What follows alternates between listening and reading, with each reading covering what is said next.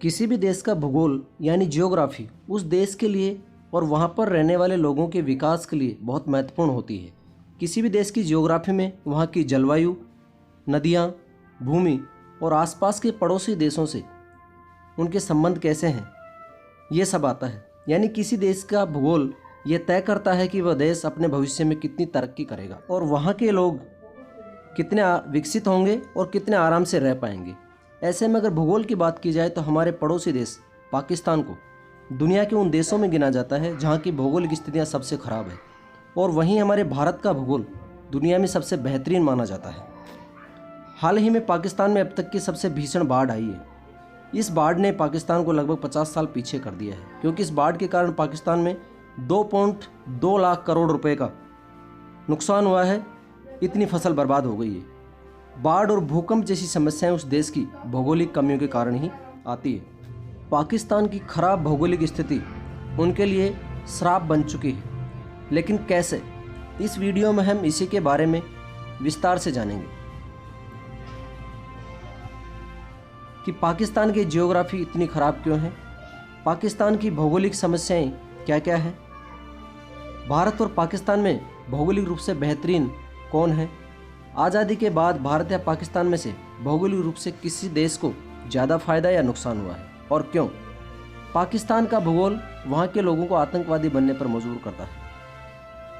इसके अलावा और बहुत कुछ जानने को मिलेगा आपको इस वीडियो में हमारे साथ अंत तक बने रहिए। अब जैसे कि आप सब जानते हैं कि भारत और पाकिस्तान आज़ादी से पहले एक ही देश हुआ करते थे, लेकिन अंग्रेज़ों के द्वारा विभाजित करने के बाद दोनों देश अलग अलग हो गए। तो सबसे पहले जानेंगे कि भारत और पाकिस्तान में से किस देश की ज्योग्राफी बेहतर है और पाकिस्तान को किन भौगोलिक समस्याओं का सामना करना पड़ रहा है।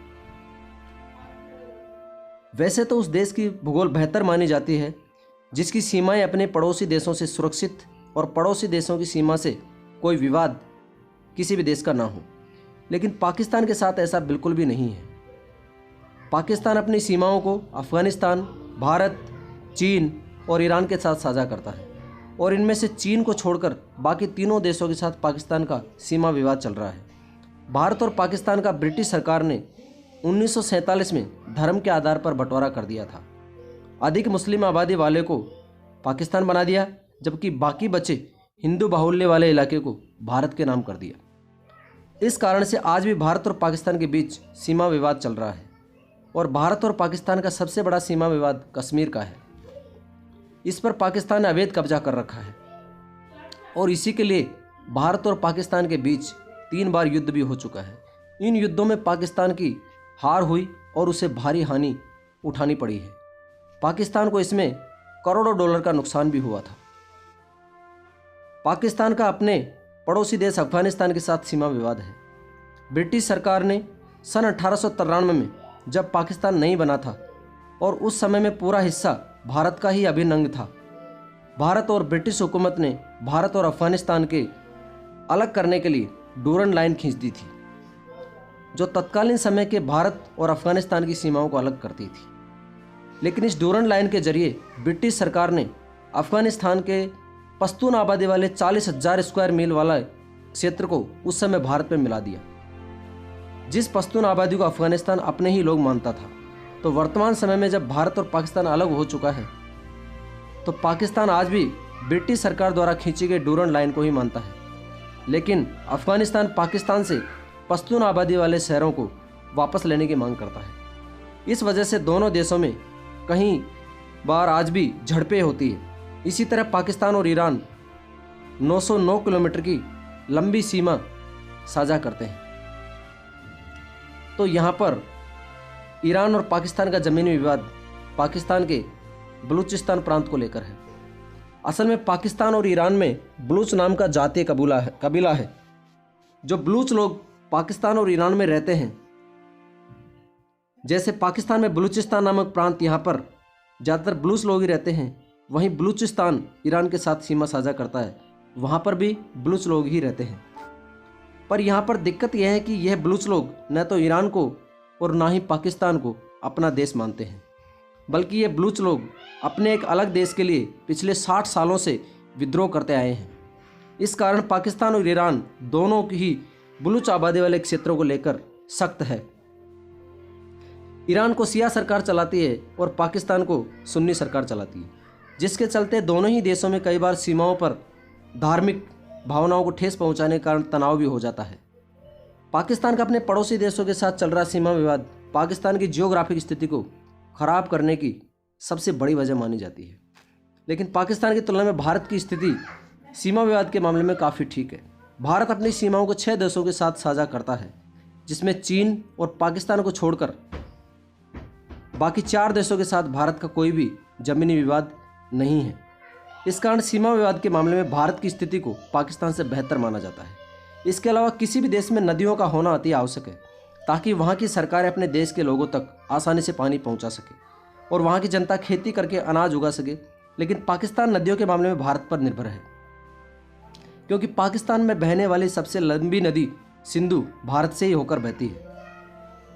वहीं सिंधु के अलावा रावी, सतलज, व्यास और झेलम नदियां पाकिस्तान की प्रमुख नदियां मानी जाती हैं और इन्हीं नदियों से पाकिस्तान की प्यास बुझती है और खेती के लिए पानी मिलता है। और इन्हीं नदियों के ऊपर बने हाइड्रो पावर प्रोजेक्ट से पाकिस्तान के बड़े शहरों और उद्योगों के लिए बिजली मिलती है। यदि भारत बांध बनाकर पानी को रोक ले तो पाकिस्तान बिजली, पानी और खाद्य संकट के लिए जूझने लगेगा, क्योंकि खेती को पानी ना मिलने से पाकिस्तान की पूरी खेती नष्ट हो जाएगी और पाकिस्तान की 90% खेती भारत से बहने वाली नदियों पर ही निर्भर है। लेकिन 1960 के भारत पाकिस्तान के मध्य हुए सिंधु जल समझौते के अनुसार भारत पाकिस्तान जाने वाली सिंधु, झेलम, चिनाब नदियों के अधिक पानी को रोक नहीं सकता। यानी पाकिस्तान के पास खुद की कोई बड़ी नदी ना होना पाकिस्तान की बहुत बड़ी भौगोलिक कमी है और इसीलिए दुनिया के ज़्यादातर देश पाकिस्तान को सबसे ज़्यादा खराब भौगोलिक स्थिति वाला देश मानते हैं। दूसरी ओर हमारा भारत नदियों के मामले में पाकिस्तान से ही नहीं पूरी दुनिया में सबसे बेहतरीन देशों में माना जाता है और इसलिए भारत को धान का कटोरा कहा जाता है। भारत में नदियों के कारण 80% से भी ज़्यादा ज़मीन उपजाऊ है, जिस पर बहुत अच्छी खेती हो सकती है और कृषि के लिए इतनी अधिक भूमि किसी भी देश के पास नहीं है। भारत के लिए इतनी नदियाँ और उपजाऊ ज़मीन एक भौगोलिक वरदान की तरह है, जो भूगोल के मामले में भारत की स्थिति को पाकिस्तान से बहुत बेहतर बनाते हैं। इसके अलावा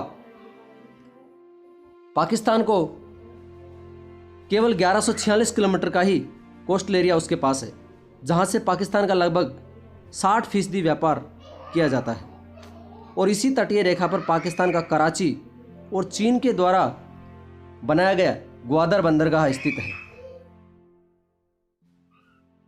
और ग्वादर बंदरगाह से पाकिस्तान का मात्र 1% व्यापार या उससे भी कम व्यापार होता है। इसका मतलब युद्ध के समय यदि कोई देश पाकिस्तान के कराची बंदरगाह को तबाह कर दे तो पाकिस्तान व्यापार के मामले में एक लैंडलॉक कंट्री बन जाएगा, जिससे पाकिस्तान की स्थिति आर्थिक और व्यापारिक स्थिति पूरी तरह बिगड़ सकती है। इसके विपरीत भारत के पास 9 राज्यों की एक लंबी तटीय रेखा है और ये तटीय रेखा लगभग 7516.6 किलोमीटर लंबी है और इतनी लंबी तटीय रेखा हिंद महासागर में किसी भी देश के पास नहीं है। हमारा भारत समुद्री क्षेत्रों के मामले में भी पाकिस्तान से बेहतर है। भारत के पास लंबी तटीय रेखा होने के साथ साथ एक मजबूत नौसेना भी भारत के पास है और इसलिए भारत को हिंद महासागर का सबसे ताकतवर देश माना जाता है और दुनिया का 80% व्यापार भी हिंद महासागर से ही होता है। इसके अलावा पाकिस्तान के पास कुल ज़मीन में से मात्र 26% ज़मीन ही कृषि के योग्य उपजाऊ भूमि है, जिसमें वह गेहूं और कपास की खेती करता है और यह खेती वाली भूमि पाकिस्तान के पंजाब प्रांत में ही है और इस खेती के लिए काम में आने वाले पानी के मामले में पाकिस्तान पूरी तरह भारत से निर्भर है। इसके अलावा पाकिस्तान का सबसे बड़ा प्रांत बलूचिस्तान, जो कि पाकिस्तान के कुल क्षेत्रफल का 40% है, लेकिन बलूचिस्तान में ज़्यादातर पहाड़ और ऊबड़ खाबड़ वाली ज़मीन है, इसलिए पठारी एरिया होने के कारण बलूचिस्तान में खेती कार्य नहीं हो पाता है और बलूचिस्तान का ज़्यादातर हिस्सा बंजर है। लेकिन यह एरिया खनिज के मामले में काफ़ी संपन्न है, लेकिन इसकी स्थिति कर्क रेखा पर होने के कारण यह बहुत ज़्यादा गर्म रहता है। इसके अलावा पाकिस्तान का काफ़ी बड़ा हिस्सा रेगिस्तानी भी है, जिसमें पाकिस्तान के सिंध प्रांत का मरुस्थल प्रदेश भी मौजूद है। फिर पाकिस्तान में अधिकतर क्षेत्र, जिसमें बलूचिस्तान, और भारत से कब्जाए गए जम्मू कश्मीर में दुनिया के सबसे ज़्यादा भूकंप आते हैं, क्योंकि इन क्षेत्रों को अर्थक्वेक जोन भी कहा जाता है। इन्हीं क्षेत्रों में सबसे ज़्यादा डेसिबल या तीव्रता वाले भूकंप आते हैं। वहीं आज़ाद कश्मीर वाले क्षेत्र में 2005 में आए भूकंप से लगभग 85,000 लोग मारे गए थे। पाकिस्तान में बड़े उद्योग धंधे नहीं होने के कारण अधिकतर आबादी में बेरोजगारी की समस्या भी ज़्यादा रहती है, क्योंकि अपनी भौगोलिक स्थिति के कारण यहाँ की ज़्यादातर भूमि बंजर है, जिसके चलते पाकिस्तान में ज़्यादातर अनाज बाहरी देशों से आयात करना पड़ता है और इसीलिए बाहरी आयात के कारण पाकिस्तान में अनाज की कीमतें बढ़ जाती है और पाकिस्तान की गरीब जनता इस महंगे अनाज को बहुत मुश्किल से खरीदती है। इसी गरीबी का फ़ायदा उठाकर पाकिस्तान के अधिकतर आतंकवादी संगठन उन गरीब लोगों को बहला फुसला कर आतंकवादी संगठन में शामिल कर लेते हैं और चंद पैसे के लिए ही पाकिस्तान में ज़्यादातर लोग आतंकवादी बन जाते हैं ताकि उन्हें रोजी रोटी के लिए पैसा मिल सके। और इसी कारण से पाकिस्तान में बाहरी बड़ी कंपनियां इन्वेस्ट के लिए नहीं आ पाती है। दूसरी ओर पाकिस्तान में अधिकतर खेती योग्य भूमि पर आतंकवादी संगठनों द्वारा अफीम की खेती करवाई जाती है। ऐसे ही अफगानिस्तान में भी होता है। इससे न तो आम आदमी को फ़ायदा पहुंच पाता है और न ही सरकार को, बल्कि आतंकवादी संगठन ही अफीम की खेती से पैसा कमाते रहते हैं। और इसी कारण बड़े बड़े भूगोलवेत्ता और अर्थशास्त्री पाकिस्तान की भौगोलिक बनावट को अभिशाप मानते हैं। तो आज अब आप जान चुके हैं कि पाकिस्तान के लिए उसकी भौगोलिक बनावट क्यों अभिशाप है और ये भारत के लिए किस तरह से यहाँ की भौगोलिक संरचना का एक वरदान स्वरूप है। आशा है कि आपको ये वीडियो अच्छा लगा होगा और जानने को बहुत कुछ मिला होगा। ज़रूर अपना सपोर्ट बनाए रखिए और चैनल को लाइक, शेयर और सब्सक्राइब करें। जय हिंद, जय भारत।